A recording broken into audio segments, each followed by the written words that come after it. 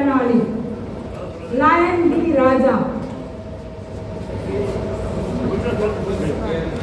மாற்றுத்திறனாளியாக இருந்தாலும் துவளாமல் பல அரிய சிறப்புமிக்க சேவைகளை செய்து வரும் இவரை இந்த மேடையில் அறிமுகப்படுத்தி விருது வழங்குவதில் நாங்கள் பெருமை கொள்கிறோம்.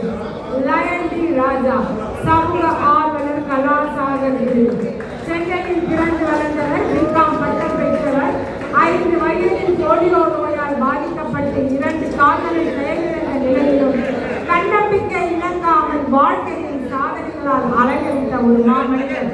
இவரது தந்தை சிறு வயதிலிருந்து சமூக சேவைகளில் ஈடுபட்டு வந்ததை பார்த்து வளர்ந்ததாலேயே என்னவோ சேவை என்பது தனது வாழ்க்கையில் ஒரு அடையாளமாக மாறியுள்ளது.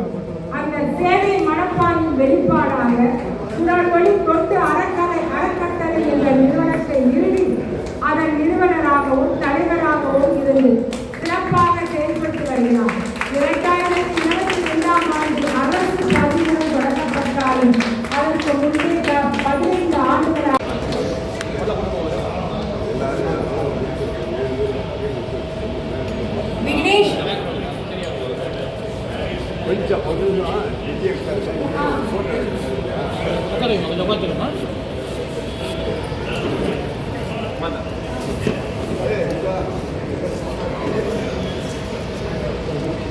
அவர்களை தொடர்ந்து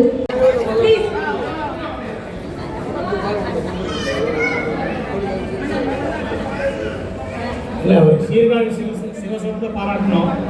அந்த குழுவில் பார்க்கும்போது மிருதங்கம் வாசித்தவரை பார்க்கும்போது எனக்கு உமையாளபுரம் சிவராமன் வந்தார்.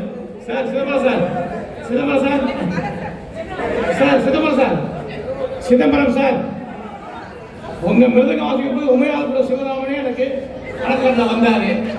கடம் வாசிக்கிறவரை பார்க்கும்போது விநாயகராம் வந்தாரு. நம்ம மோசிங் வாசிக்கிறவரை பார்த்து பிரதிசாமி அவர் ஞாபகம் வருது. அந்த வயலின் வாசிகளை பார்க்கும்போது நாகுடி ஜெயராமன் ஞாபகம் வந்தது. அந்த அளவுக்கு மிகச் சிறப்பாக அவர்களை முன்னிறுத்திய குடியினருக்கும் எனது பாராட்டுகள்.